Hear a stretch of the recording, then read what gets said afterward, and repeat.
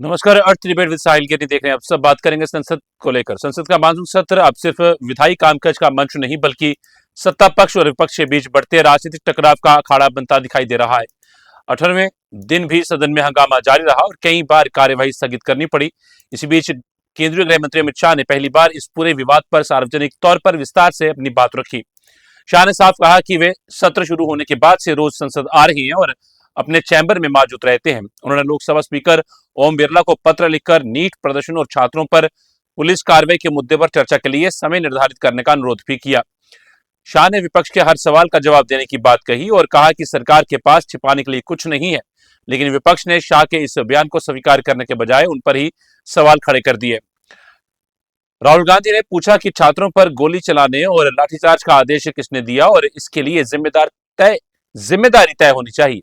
वहीं दूसरी तरफ एफसीआरए संशोधन बिल को जेपीसी के पास भेजने का फैसला भी आज की बड़ी राजनीतिक घटना है।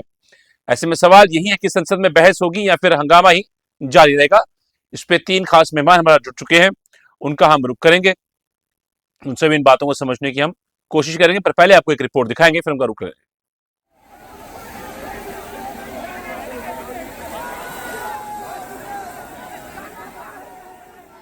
जहां झारखंड के रांची में जेपीएससी और जेएसएससी परीक्षाओं में धांधली को लेकर छात्रों का प्रदर्शन जारी है, वहीं दिल्ली में भी सियासत भारी है। झारखंड में प्रदर्शनकारी छात्रों पर लाठीचार्ज के खिलाफ और लोकसभा में विपक्ष के नेता राहुल गांधी के विरोध में झारखंड के बीजेपी सांसदों ने जमकर प्रदर्शन किया और नारेबाजी की।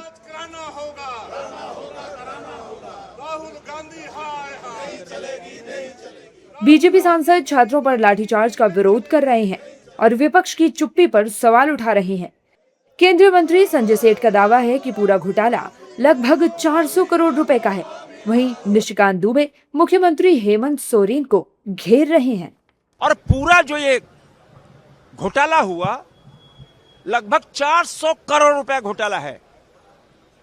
टीडीपीएल के द्वारा चाहे जेपीएससी हो चाहे जेएसएससी हो, ये 400 करोड़ का घोटाला हुआ।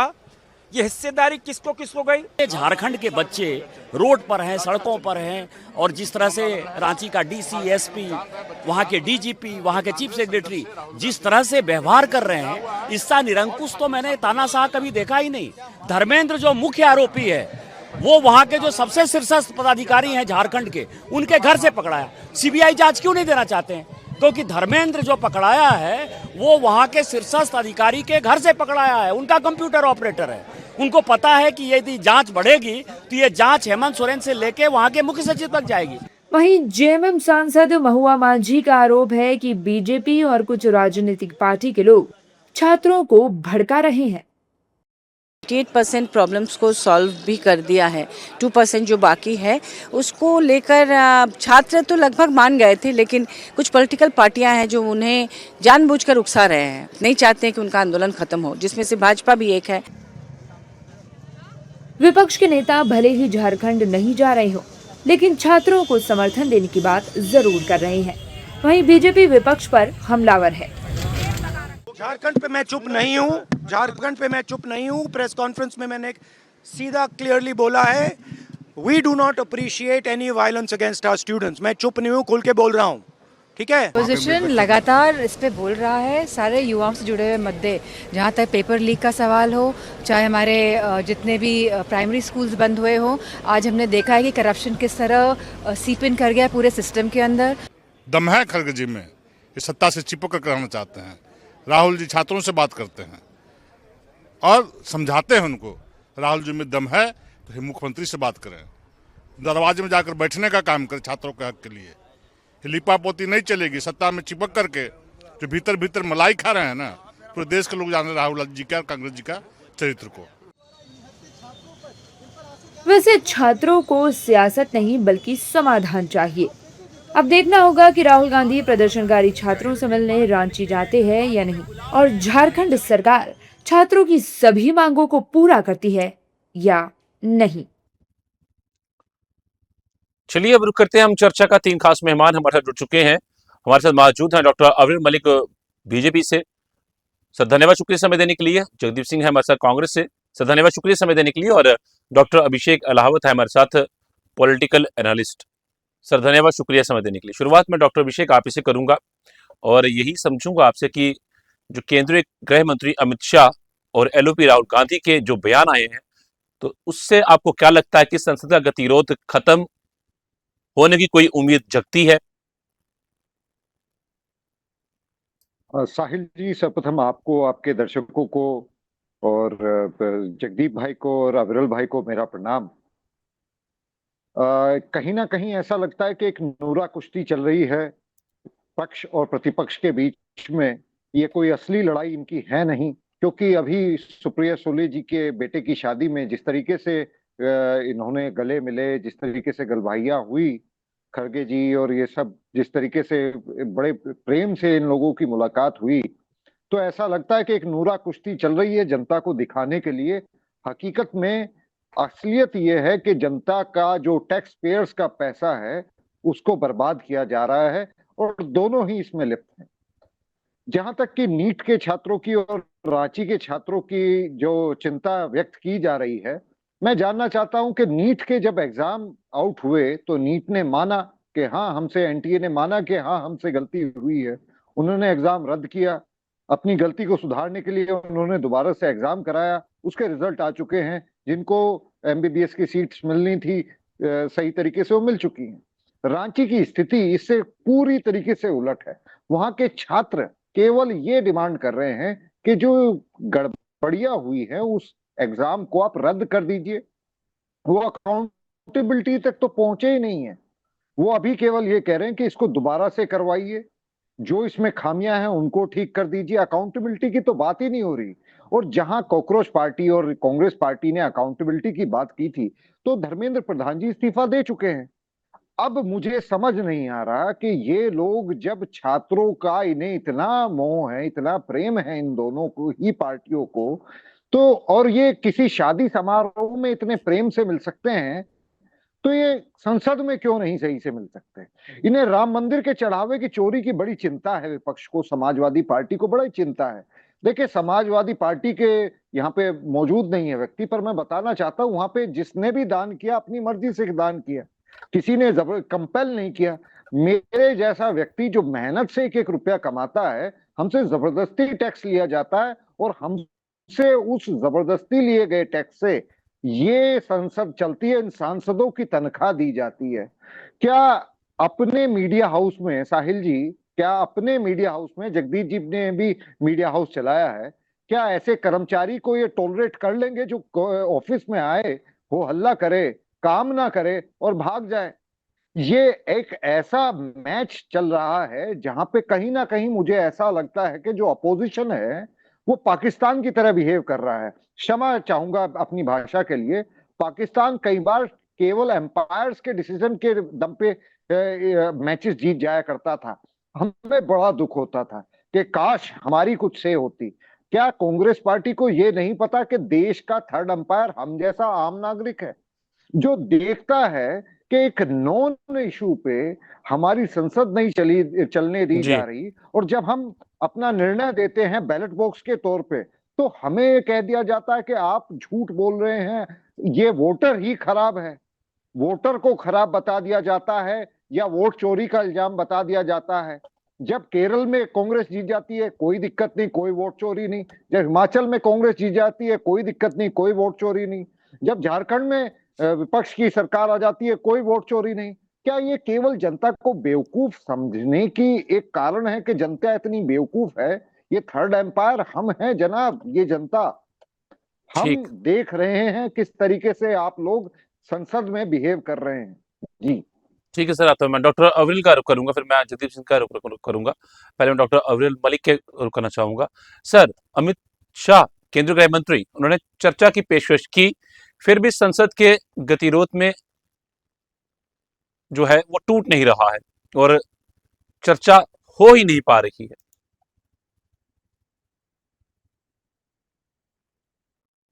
नहीं, बिल्कुल। असल में वो इसलिए नहीं हो पा रही क्योंकि इन्हें करनी नहीं। अगर विपक्ष की बात कर ली जाए तो ये करना ही नहीं चाह रहे हैं। हम तो कह रहे हैं आइए चर्चा करिए, आइए चर्चा करिए, संवाद करिए, और एक अच्छा व्यवहार हो, एक तरीके से वार्तालाप के माध्यम से सही तरीके से विषय जाए जनता तक, तो ये संवाद बहुत जरूरी है। हम तो संवाद की बात खुद कह रहे हैं, लेकिन ये नहीं करना चाह रहे हैं। ये दुर्भाग्यपूर्ण है, दुखद है, निंदनीय है। और जहां तक विषय जनता का, तो जनता सारी चीजों को पूर्ण रूप से देख रही है, समझ रही है, जान रही है कि किस तरीके से भारतीय जनता पार्टी पूर्ण रूप से एग्रीड है संवाद के लिए, पूर्ण रूप से एग्रीड है चर्चा के लिए। हमारी पार्टी तो चाहती है चर्चा। अब विपक्ष अगर नहीं कर रहा है तो एक सवाल है, ये एक क्वेश्चन मार्क। अगर बात कर जाए भारतीय जनता पार्टी की, तो जिस सदन में चाहे लोकसभा हो, राज्यसभा हो, विधानसभा हो, विधान परिषद हो, जहां चाहते हो वहां चर्चा करते। टीवी डिबेट में बैठे हैं, यहां भी चर्चा ही कर रहे हैं। सोशल मीडिया पे जवाब देते हैं, ट्विटर, फेसबुक, इंस्टाग्राम, वहां भी चर्चा ही करते हैं। तो हमें क्या दिक्कत है कि हम लोकसभा, राज्यसभा में चर्चा ना करें? हम तो खुद ही तैयार है चर्चा करने के लिए। आइए, स्वागत है आपका। लेकिन ये चर्चा नहीं करना चाह रहे हैं। अब उस चीज का तो कोई इलाज नहीं है। हाँ, जनता के पास जरूर इलाज है। वो वोट के माध्यम से जवाब दे सकती है, इनके अगेंस्ट वोट कर सकती है। वो निश्चित रूप से जनता के पास मौका है।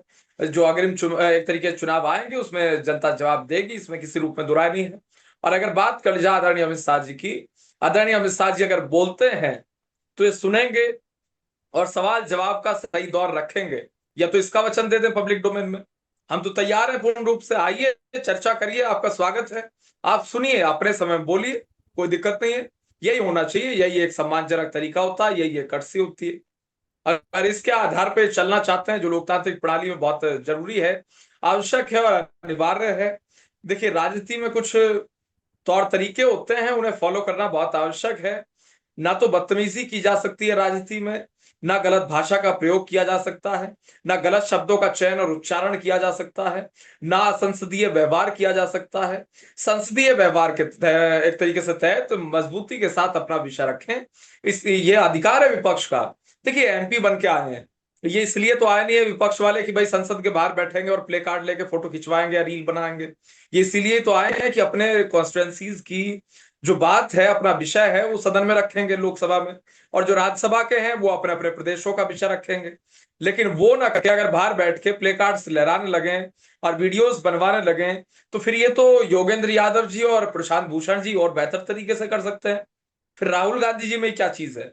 राहुल गांधी जी से तो ज्यादा अच्छे से कर सकते हैं प्रशांत भूषण साहब और योगेंद्र यादव जी, या फिर जितने हमारे एक तरीके से सोशल एक्टिविस्ट हैं, वो सारे कर लेंगे इस चीज को। आपको एमपी बना के भेजा है, वो इसीलिए बना के भेजा है, पावर जनता ने इसलिए दिए कि अपनी कॉन्स्टिट्यूएंसी का विषय सदन में रेज करें, वहां उठाएं। तो उनका स्वागत है। राहुल गांधी वरिष्ठ नेता है, सम्मानित है, हम तो सम्मान करते हैं। वो आए, चर्चा करें, हमें कोई आपत्ति नहीं है जी। ठीक है, मैं जगदीप सर का रुख करता हूं। सर, केंद्रीय गृह मंत्री अमित शाह सदन में हर सवाल का जवाब देने की पेशकश की है, और विपक्ष तैयार क्यों नहीं है उन सब के ऊपर? साहिल जी, मेरा अभिवादन स्वीकार कीजिएगा तमाम साथी और आपके दर्शकों को। देखिए, आज एक फटे हुए गुब्बारे ने फिर से फूलकर कुप्पा होने की कोशिश की, लेकिन हो नहीं पाए। एक ऐसा गृह मंत्री जो साहस के नाम पर खुद को सरदार वल्लभ भाई पटेल की तुलना में मानता चला आया हो, एक ऐसा गृह मंत्री जो स्वयंभू चाणक्य खुद को कहता चला आया हो, आज जब महज चंद घंटे इस मानसून सत्र के बाकी बचे हैं, तो साहब अपनी मर्जी से 2 न्यूज एजेंसीज को बुलाकर अपना वक्तव्य देते हैं। और अभी भाई साहब हमारे भाजपाई मित्र चर्चा पर बड़ा जोर दे रहे थे। आपकी सरकार तो गूंगी है, बहरी है, अंधी है, लेकिन कम से कम प्रवक्ताओं से तो मैं ये अपेक्षा नहीं करता। पहले दिन से नेता प्रतिपक्ष ने सीधी 2 टूक बिना लाग लपेट के एक ही बात पूछी है। चर्चा ना ये देश सुनना चाहता, आपके भाषणों में कोई इंटरेस्ट नहीं है इस देश को। सीधा सवाल पूछा गया था, क्या आपके आदेश पर छात्रों पर लाठीचार्ज हुआ, गोली चली? अगर ऐसा हुआ है तो आपको इस्तीफा देना चाहिए, और अगर यह आपकी जानकारी में नहीं था तो आप इनकम्पिटेंट हैं, इसलिए आपको इस्तीफा देना चाहिए। अब सवाल यह है कि ये वो लोग जो छाती पीट कर खुद को सब पर भारी बताते थे, हिम्मत नहीं हुई इनकी पूरे सत्र में कि ये आकर संसद में जवाबदेही अपनी दे सके। दूसरी बात, मेरे मित्र अलावत साहब, देखिए दिक्कत मालूम है कहाँ है। आप, मैं जो समझ पाया हूं मनोवैज्ञानिक तौर पर कहना चाहूंगा, आप आरंभ से एक ऐसी पार्टी के मकड़ जाल में या इंद्रजाल में गले तक आकंठ डूबे हैं कि आप समझ ही नहीं पा रहे कि विरोध की राजनीति दुश्मनी नहीं होती। दो अलग अलग पार्टियों के नेता किसी व्यक्तिगत कार्यक्रम पे अगर मिले तो क्या चाहते हैं आप? एक दूसरे का सिर फाड़ दें? मतलब क्या क्या दकियानुसी तर्क है कि एक शादी में ये जनाब आपस में मिले हैं तो संसद में नहीं मिल रहे। मैं इस बात से क्या कहूं, मुझे तो सब मेरी समझ से बाहर है। फिर आप रांची चले गए, तो मैं बता दूं, सबसे पहले नेता प्रतिपक्ष राहुल गांधी ने बड़े साफ शब्दों में कहा, सरकार किसी की हो, सत्ता में कोई हो, छात्रों के ऊपर किसी प्रकार की जाति बर्दाश्त नहीं होगी। रांची और दिल्ली के फर्क को समझिए। रांची में उन तमाम अधिकारियों का एक मुश्त निलंबन हुआ, रांची में लाठीचार्ज हुआ और हम इसकी निंदा करते हैं, लेकिन ये उन परिस्थितियों में हुआ जब आप ही के भाजपाई, कोई बिहार से, कोई पश्चिम बंगाल से, कोई ना मालूम कहां से उनके रिकॉर्डेड वीडियो है, जिनको वहां पर भेजा गया और यही भाजपा करती है। चलिए इसको भी छोड़िए, अब मुद्दे की बात करते हैं। आज अमित शाह साहब ने क्या कहा, साहिल जी जरा समझिएगा। मतलब अमित शाह साहब पहले ये बता दे देश को, उनके जो बाकी के बिल थे जिन पर उनका नाम है, जो उनका नैतिक दायित्व है कि वो अगर उनके नाम से हैं तो वो उनको पेश करें, उनकी जगह कोई और पेश कर रहा है। और क्या लोकसभा के स्पीकर भी वही हो गए हैं जो बताएंगे आज दोपहर को कि भैया मेरे को आप अपने सवाल लिख दीजिए, कल दोपहर 3 बजे मैं जवाब दे दूंगा। दूसरी बात जरा मुझे ये बताइए, संसद में आना और सदन में आना, इसमें कोई फर्क समझते हैं आप कि वो भी समझ नहीं आता आपको? विगत इतने दिनों से विपक्ष के बड़े समुचित, वाजिब, जायज और न्यायोचित सवाल पर जवाब देने की कुवत ना रखने वाला देश का वो तथाकथित गृह मंत्री आज आखिरी समय में केवल डैमेज कंट्रोल के लिए चर्चा की बात कर रहा है।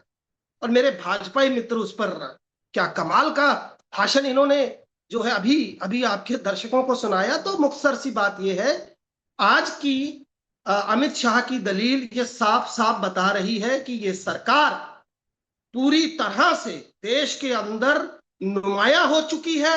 वही इनका वो तरीका, वही पुराना चिर परिचित अंदाज, अपने आप को अपनी वजूद से बड़ा दिखाने का प्रयास, मुद्दों पर बात ना करने की निरंतर कवायद और देश को आर्थिक तौर पर, सामाजिक तौर पर, विदेशी मामलों में और तो और शैक्षणिक और स्वास्थ्य जैसी बुनियादी ढांचों के सुविधाओं के मामले में, यानी हर उस मामले में जो जनमानस से प्रत्यक्ष अथवा परोक्ष रूप से जुड़ा है, पूरी तरह से विफल यह सरकार आज स्थिति में नहीं है कि ये विपक्ष के सवालों का जवाब दे सके।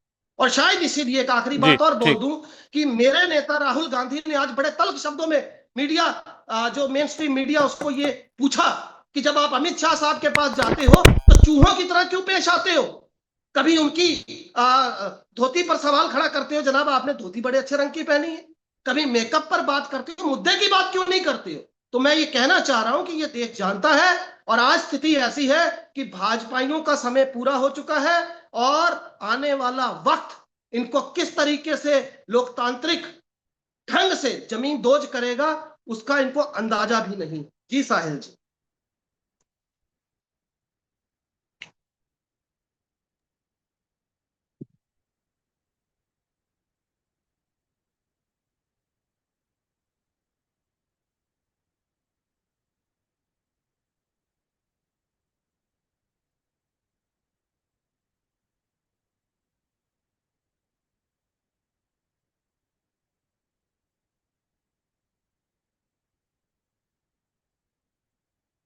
मुझे आवाज नहीं आ रही।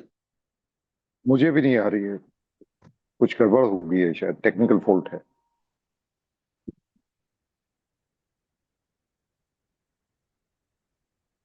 आप मुझे सुन पा रहे हैं हाँ, जगदीप जी? आपको सुन पा रहा हूँ, आपको सुन पा रहा हूँ। साहिल जी आपकी आवाज नहीं आ रही।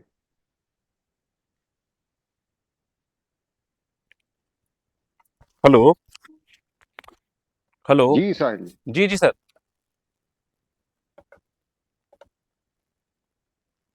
सर आप कुछ कहना चाहते थे सर, आप अपनी बात पूरी कर लीजिए फिर मैं आगे बढ़ता हूं।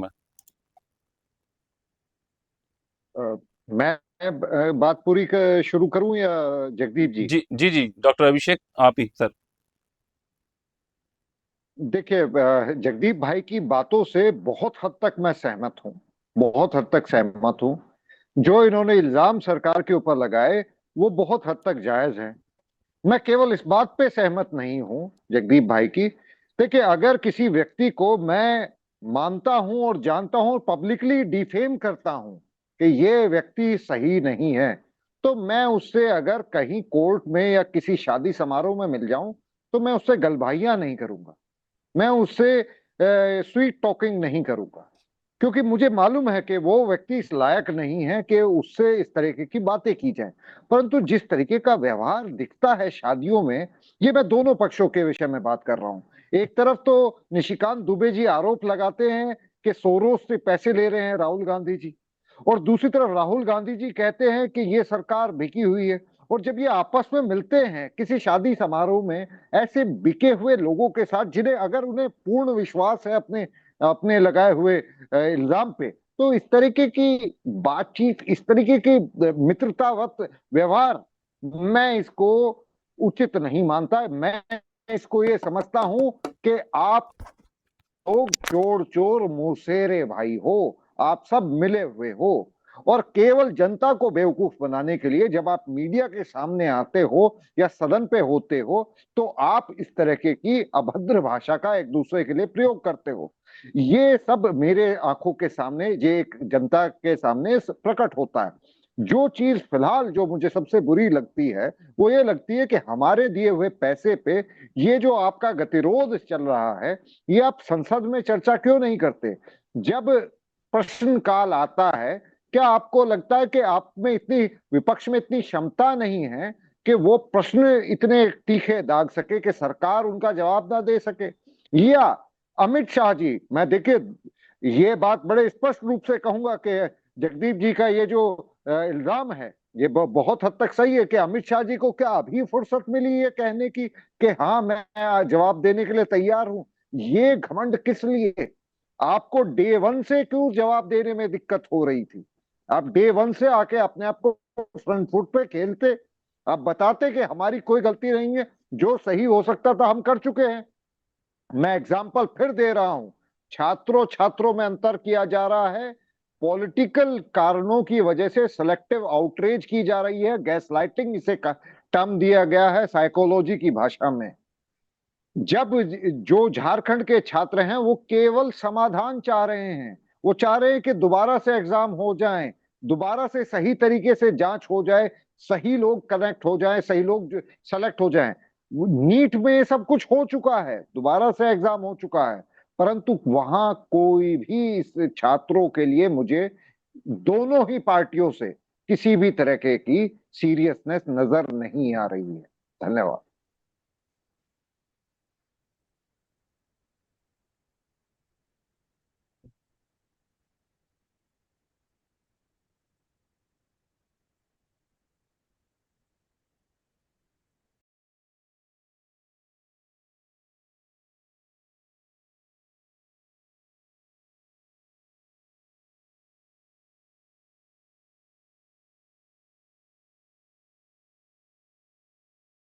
सवाल सिर्फ इतना नहीं कि कौन संसद में आ रहा है और कौन नहीं, बल्कि सवाल यह है कि देश के महत्वपूर्ण मुद्दों पर संसद में सार्थक चर्चा कब होगी। क्या सरकार और विपक्ष टकराव छोड़कर बातचीत की मेज पर आएंगे? यही इस पूरे विवाद का सबसे बड़ा सवाल है। और तिब्बत साहिल करने में इतना ही। मुझे दीजिए इजाजत। नमस्कार।